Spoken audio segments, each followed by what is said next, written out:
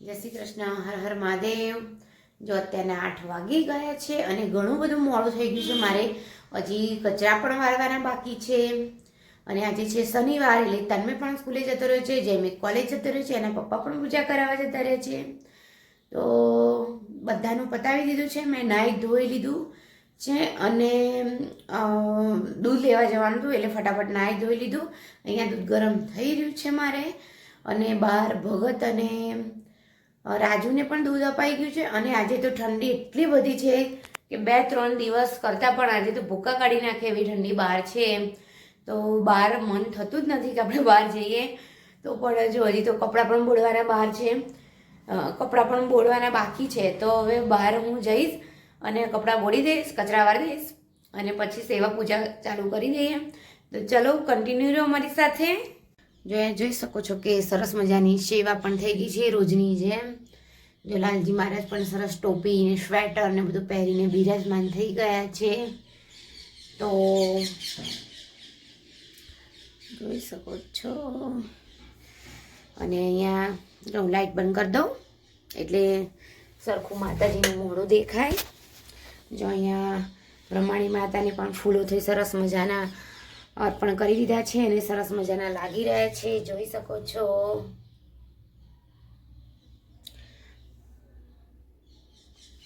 અહીંયા ગણપતિ દાદા અને મોઢેશ્વરીમાં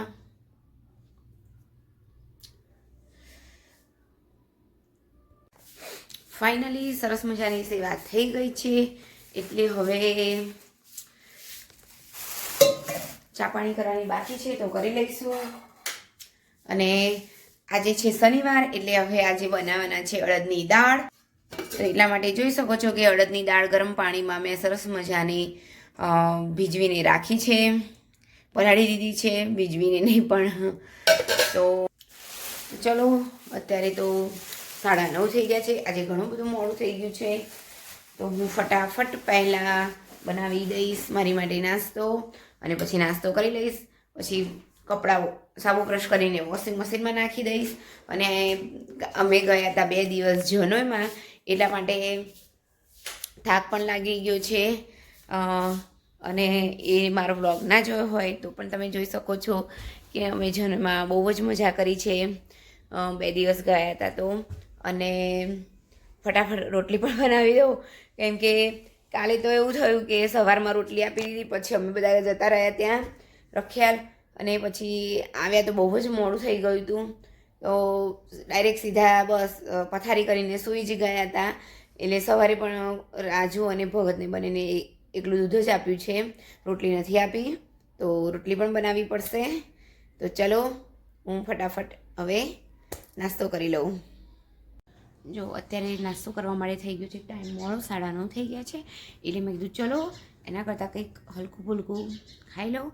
તો પછી હમણાં રસોઈ તો વહેલી થઈ જ જશે, કેમ કે તન્મયને 1 વાગે ટ્યુશન જવાનું છે, એનો મેસેજ આવી ગયો છે, એટલે મારે ફટાફટ રસોઈ બનાવી દેવી પડશે। તો અહીંયા જોઈ શકો મેં અહીંયા લઈ લીધી છે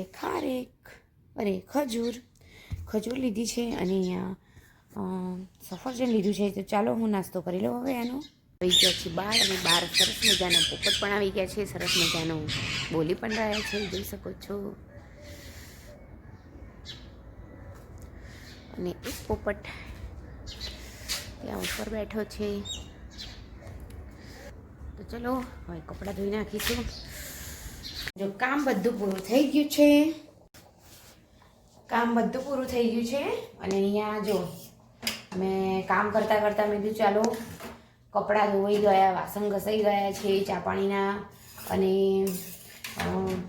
પોતા પણ થઈ ગયા છે। અને અહીંયા અડદની દાળ સરસ મજાની જો એકદમ સરસ મજાની બફાઈ, તો અહીંયા જોઈ શકો છો કે દાળ સરસ મજાની બફાઈ ગઈ છે। હવે એનો મસાલો કરવાનો છે, તો એનો મસાલો કરી દઈશ, અને પછી એક બાજુ રોટલા બનાવી દઈશું। અને લસણની ચટણી માટે તો એવું છે કે બનાવી છે એટલે બનાવવાની નથી, તો ચલો અને મસાલો કરી દઉં। તો અહીંયા જોઈ શકો છો કે મારી અડદની દાળ તૈયાર થઈ ગઈ છે, વઘાર થઈ ગયો છે સરસ મજાનો, અને અહીં હવે રોટલા બનાવવાનું હું ચાલુ કરી દઈશ। તો ચલો હવે રોટલા બનાવી દઉં। તો જોઈ શકો છો કે અહીંયા મારો રોટલો બની રહ્યો છે સરસ મજાનો। મને પહેલાં રોટલા બનાવતા આવડતા ન હતા. પછી ધીમે ધીમે ગોળ તો થતા જ નહોતા, લંબગોળ જ થતા હતા. નાના નાના બનાવતા હવે એટલા વર્ષોમાં મને જો આવડી ગયું છે બનાવતા, અને હવે મોટા થાય છે મારાથી અને સરસ એકદમ ગોળ થાય છે. તો મારા જેવું કોને આવું થયું હતું કે પહેલાં રોટલા બનાવતા નહોતા આવડતા અને તે પણ અંડા આકાર ગોળાકાર બનતા હતા? તો કોમેન્ટમાં જરૂર જણાવજો.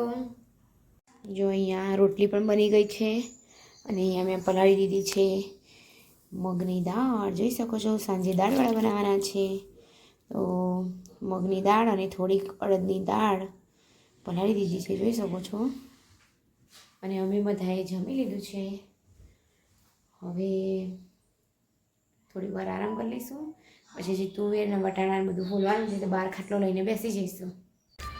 જો અત્યારે હું ને જૈમિક બંને બહાર બેસી ગયા છીએ અને જામફળ એન્જોય કરી રહ્યા છે. અને સાથે મેં લઈ લીધા છે વટાણા અને તુવેર ફોલવા માટે. અને અહીંયા જોઈ શકો છો કે મેં પણ આવી રીતે જ ખાઉં છું અને જૈમિક પણ જામફળ ખાઈ રહ્યું છે અહીંયા. તો અત્યારે તો એકદમ શું છે, અને અહીંયા રાજુ જો નીચે અહીંયાથી દેખાશે ખાટલા નીચે. એ રાજુ ખાટલા નીચે જો. તો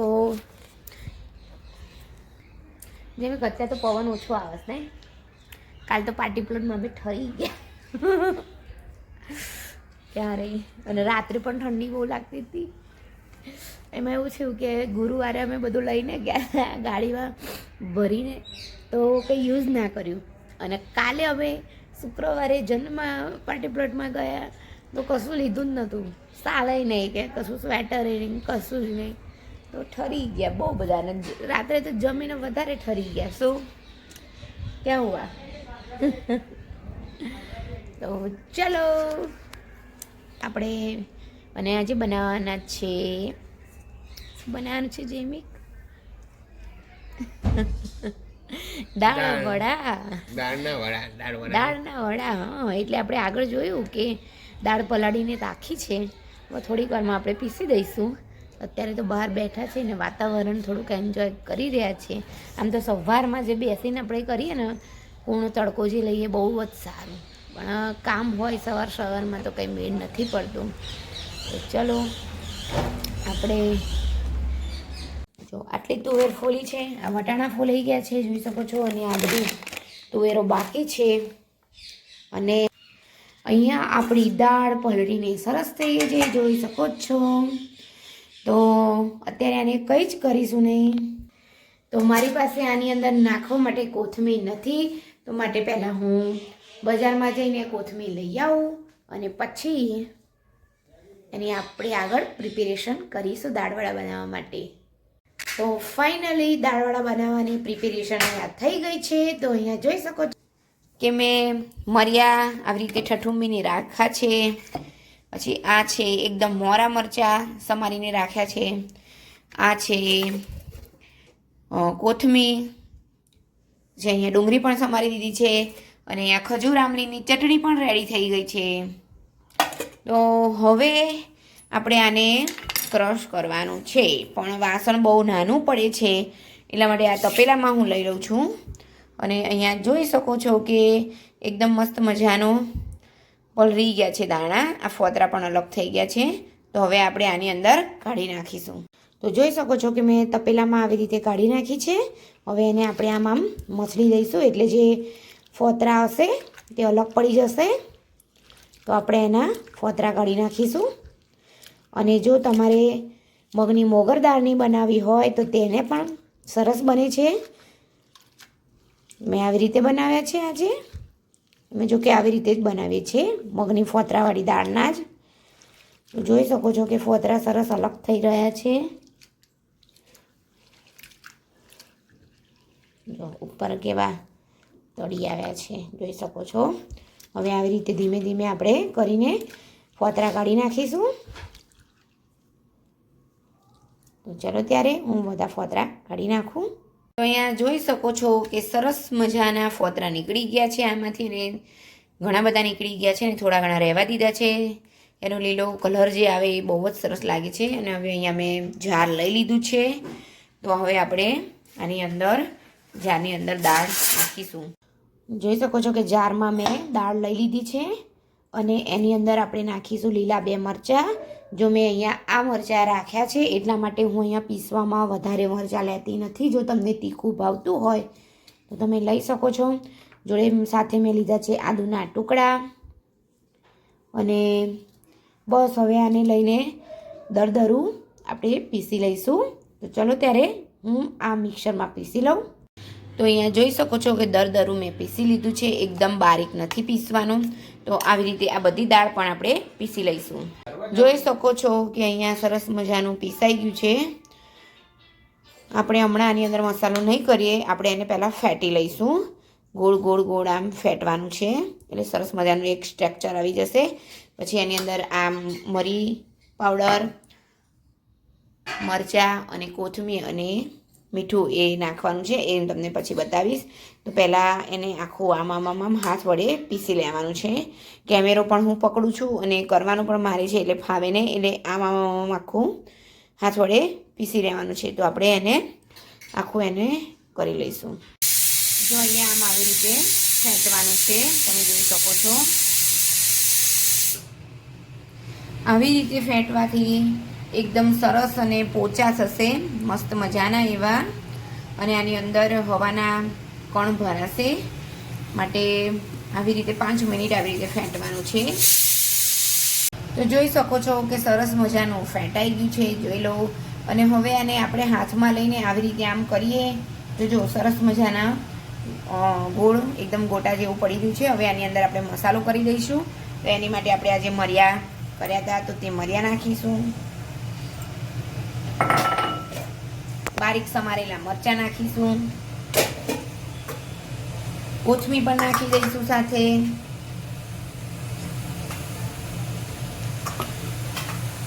અને સાથે નાખીશું આપણે મીઠું અને હિંગ પણ નાખીશું. તો આપણે સ્વાદ મુજબ મીઠું નાખી દઈશું અહીંયા, જોઈ શકો છો. અને હિંગ પણ નાખીશું. તો ચલો હવે આ બધાને આપણે મિક્સ કરી દઈશું.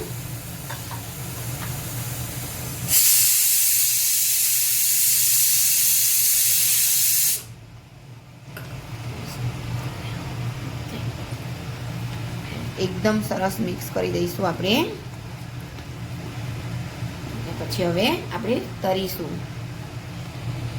જોઈ શકો છો કે અહીંયા દાળવડા તળવાનું ચાલુ થઈ ગયું છે અને તળાઈ રહ્યા છે. અહીંયા સાથે મરચાં પણ તળી દીધા છે. તો આને આપણે થવા દઈશું સરસ મજાના એકદમ.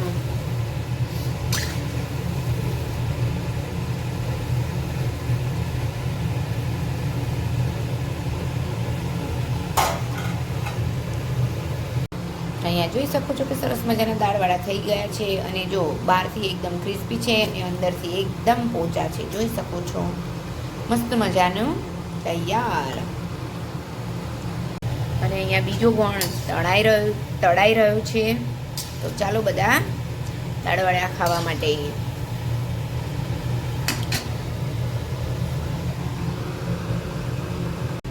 ફાઇનલી આપણી દાળવાળાની ડીશ તૈયાર થઈ ગઈ છે. ડુંગળી, ચટણી અને લીલા મરચાં તળેલા છે. તો ચાલો બધા દાળવડા ખાવા માટે. કોને કોને દાળવડા ભાવે છે કોમેન્ટમાં જરૂર જણાવજો. જતા જમી કરીને મેં નવરા થઈ ગયા છે અને પાછી આ તુવેરો લઈને હું બેસી ગઈ છું. અહીંયા જોઈશ. આજનો મારો વિડીયો ગમ્યો હોય લાઈક, શેર અને સબસ્ક્રાઈબ.